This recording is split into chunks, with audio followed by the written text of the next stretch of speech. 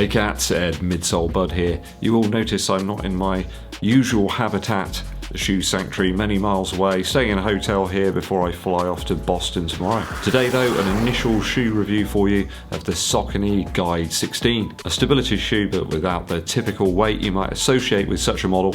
I've been testing this one out recently on foot and here are my thoughts.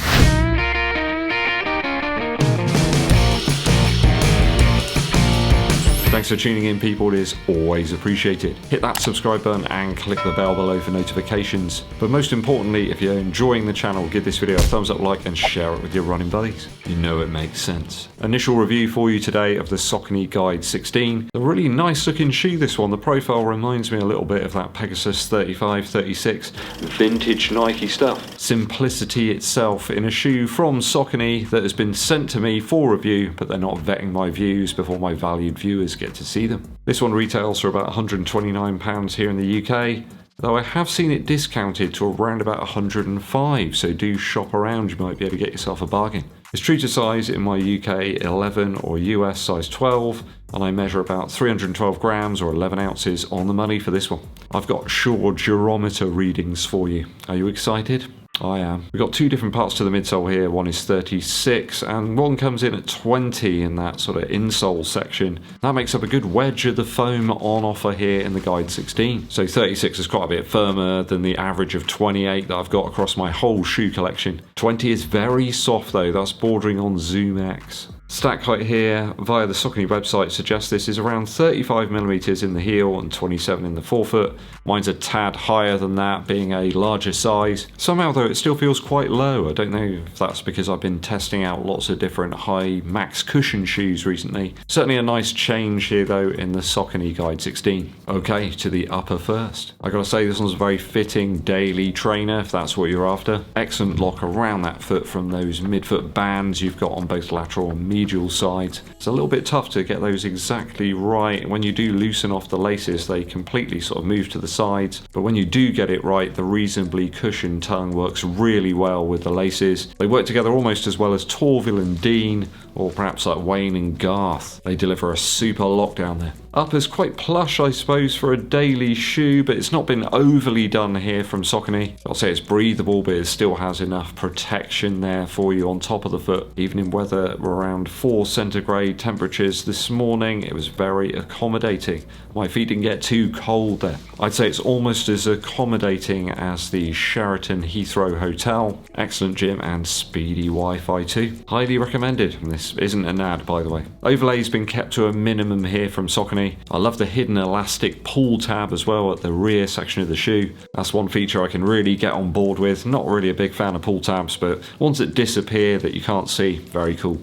It's a little bit like that program where they build those special small houses and there's all sorts of little tables and storage areas that they build in. Certainly the profile is that of the Pegasus 35, nice and refined low in the ankle area. Bit of DNA of that shoe I feel in the Guide 16. There's even a couple of little suede-like touches on the medial side of the heel and even the tongue as well. I love it when Saucony do that. It's a great looking shoe. I think a few people might pick this one up in fact for casual use and a little bit of running on the side. Nothing really here to dislike at all over my initial runs in the Guide 16. Slight irritation of having to mess around with those lace loops I suppose, but when you get it right it's magic. Toe box room is on point. It's not too carnivorous in the forefoot area. Your toes don't feel too cooped up either, so just right. I'll give it a 2.8 out of 3 after my initial runs for the upper.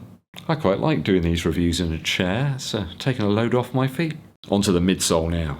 So an interesting take from Saucony here. You've kind of got an outer section of Power Run material and then a very thick insole that's made up of Power Run Plus. So firmer on the outside and very soft on the inside, a little bit like a Cadbury's cream egg. Does create a bit of a vibe of the Vomero 16, I suppose. So if you like that shoe, this one could really light your fire. Absolutely perfect for me for a nice steady aerobic pace running. So around about 8 minutes to 7 minutes 45 per mile. I've really enjoyed the sensations presented to my feet here in this Saucony. It's got what the Pegasus used to have before Nike got a little bit kind of sidetracked with it. I think they've been sidetracked actually by their Vaporfly and Alphafly lineups, and they haven't really put that much effort into the sort of daily shoes recently. Nice responsive feel though from these two midsole foams. There's no plates or airbags here, guys.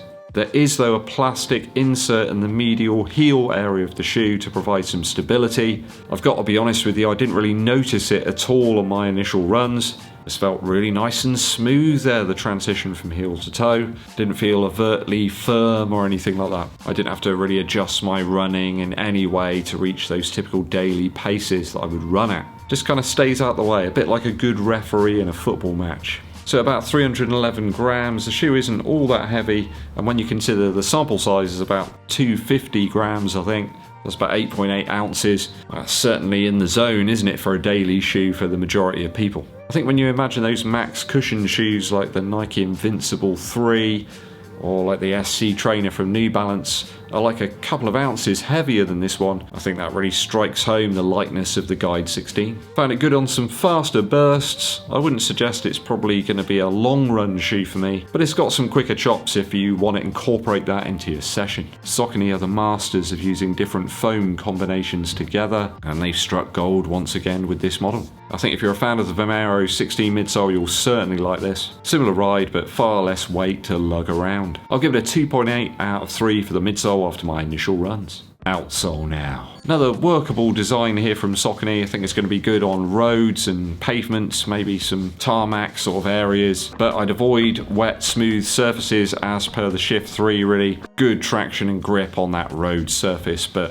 whenever I went on anything that was remotely wet and smooth, it was a bit dodgy. A little bit slippery there. I think it's perhaps down to that exposed midsole material that just seems to sit a little bit lower, in fact, than the actual rubber itself on the outsole. It's a very similar pattern, in fact, to the Shift 3 outsole. Really enjoyed that shoe, actually. Saucony have got some slow burners here. You use them a bit more and then you tend to really enjoy them. The rubber pattern's certainly very close to that shoe, and that forked cutout of the foam also collected some dirt and debris, pretty much like the Shift 3 did. So just be aware of that if you are going to pick up this shoe. Toe-off is good from the frontal chevron pattern in the Guide 16, and I can recommend the outsole to those who are predominantly road running. If you run on gravel or uneven surfaces, I don't think it's probably the best. I think the exposed midsole there is going to get chewed up pretty quick. So perhaps the only real low point to the shoe so far, which is a bit sad, perhaps a more lug-based outsole design in the future could get around this, could make it a tad more desirable if they improve their durability and longevity. Everyone likes a nice versatile daily shoe, don't they? That's one thing that Nike actually have got in hand, is that lug waffle pattern. It seems to really work. I think I need a longer range review though for the outsole to see how it holds up, so fast forward to, a few months into the future. I'll give it a 2.6 though for the outsole after my initial runs. Not perfect by any stretch, but it's workable for road running. On to value now. So about 130 retail, or even cheaper I guess if you can pick it up on a deal. I think it's a great shoe for almost all runners really. I don't think you have to need a stability shoe for this one to work for you. If you perhaps like shoes like the Adios 6 or 7, they're a little bit firmer in the heel area, or you just need that little bit of extra stability perhaps if you're running at lower paces. I don't see how people are finding this one uncomfortable in any way. I think perhaps people are too pandered these days, too much compression and too much cushion. It's certainly up there with the Adios 6 and 7 for me, and there's a little bit of Vomero 16 thrown in for good measure, and I was really pleasantly surprised at how good the shoe was. I don't see many people talking about it, but I think they should be. Outsole aside, I think this one's a really good, well-rounded shoe. Stability elements are there if you need them, I guess. At 130, it's a good competitor to the Vomero 16. Yes, it's a little bit more expensive than the Pegasus 39 or 40, but I feel like you're getting a little bit more here. It could do a little bit more. The Pegasus seems a little bit too tuned into being a more responsive shoe these days, rather than something you can use for pretty much any sort of run. Loving the upper and the midsole, and it's another underrated shoe from Saucony. It's just flown under the radar a little bit, certainly for me. Glad I've got to test it out. Finally got to actually get round to it. Versatile enough for daily use, so I'm going to give this one a 2.7 out of 3 after my initial runs for value. If I've totaled the scores up correctly, that gives us a 10.9 out of 12 for the Saucony Guide 16.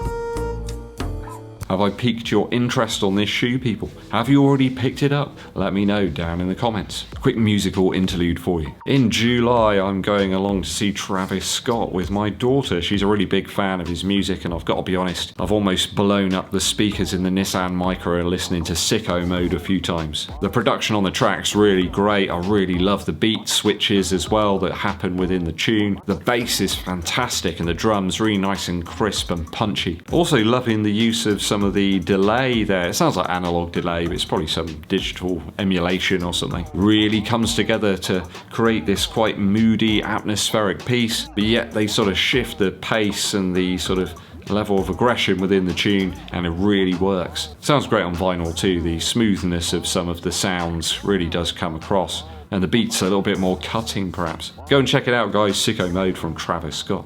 Thanks for tuning in, people. Hope you enjoyed today's somewhat different video. I'm off to eat some pizza and generally have a bit of a rest. Hit that subscribe button, click the bell below for notifications. Also, give this video a thumbs up, like, and share it with your running buddies. My name's Eddbud, and I'll be seeing you.